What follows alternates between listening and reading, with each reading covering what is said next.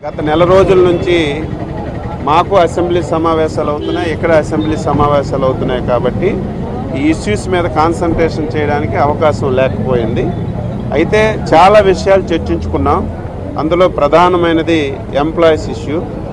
ఈరోజు electricity employees కానీ చాలామంది పోలీసు కానిస్టేబుల్స్ పెద్ద ఆఫీసర్స్ ఇక్కడున్న వాళ్ళు అక్కడికి వస్తామంటున్నారు, అక్కడున్న వాళ్ళు ఇక్కడికి వస్తామంటున్నారు. అదేవిధంగా చాలామంది టీచర్స్ ఇక్కడ నుంచి అక్కడ ఈ విషయాలన్నీ కూడా ఉన్నాయి.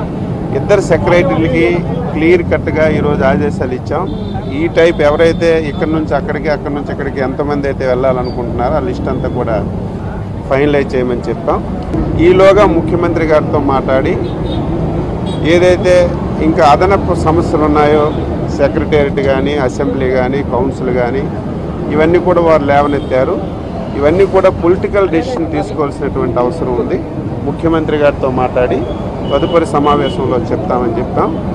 ఏది ఏమైనా సరే వచ్చే సమావేశంలో కొన్నింటినైనా సరే క్లారిటీగా పరిష్కారం చేసి మనం ముందుకు వెళ్ళాలనే నిర్ణయానికి ఈరోజు వచ్చాం.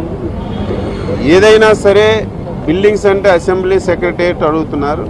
ఇప్పటికీ మేము ఫైల్స్ కానీ కొంతమంది ఆఫీసర్లు కానీ ఇక్కడే ఉన్నారు, రికార్డ్స్ కూడా చాలా వరకు ఇక్కడే ఉన్నాయి కాబట్టి చాలా వరకు సమస్యలు ఉన్నాయని కూడా చెప్పాం.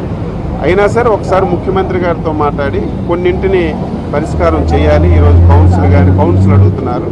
అలాంటివి ఏవైనా సరే ఇవ్వడానికి ఎముకలుగా ఉన్నవి ఏవైనా ఉంటే పరిష్కారం చేయడానికి రేపు వచ్చే సమావేశంలో నిర్ణయం తీసుకుంటాం.